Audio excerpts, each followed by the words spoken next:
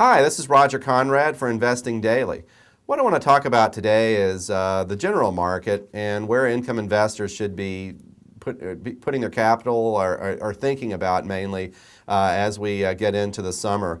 Right now, what we're seeing is a lot of volatility.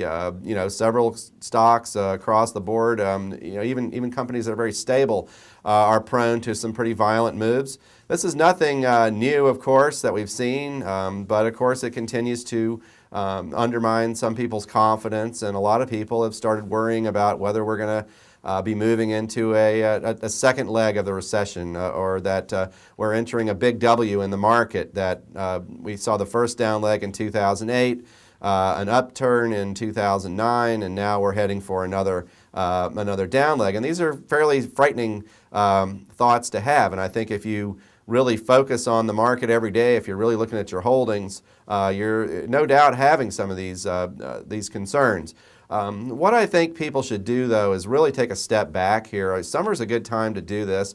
Of course, volatility will continue, but I think if you look at the performance of these companies, and particularly solid companies, you see that it's actually fairly smooth from week to week. There are some things that have come down. Obviously, companies that are making any kind of major move, acquisition, regardless of what it is, tend to get hit around the time that they announce it. And we've seen some fairly major moves taking place in companies, again, that are in very, very stable industries, such as Frontier Corporation, which is in a couple of our portfolios, a major rural wireline company completing a major purchase of lines from Verizon, and so doing because it was a stock deal primarily. A lot of the Verizon shareholders that may have already owned Frontier, maybe they were their institutions that had other criteria for investing, and that they had to do some rebalancing,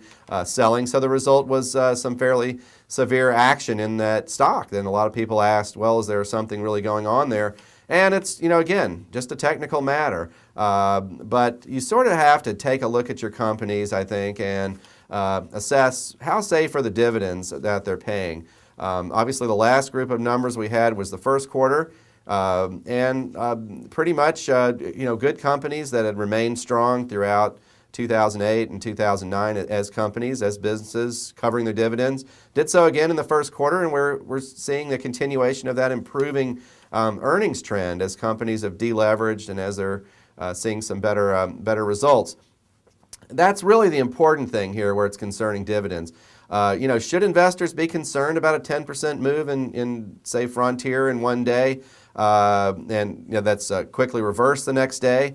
Certainly everybody should take a look and see what happened. But, again, just because there's volatility doesn't mean that there's any kind of risk to the dividends. And as long as those companies that you own are not at risk to the dividends, then you have really no business being worried about the ups and downs in the stock over a given day. A downturn in a stock could mean a good buying opportunity, but it's rarely going to be a good selling opportunity. Again, focus on the underlying businesses.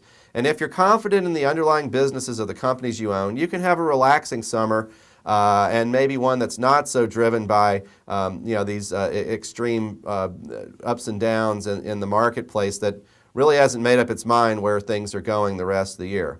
So that's what I have to say today. Of course, you can check out my comments in detail in the latest Utility Forecaster Weekly, and also in my other advisories that you'll find along the site.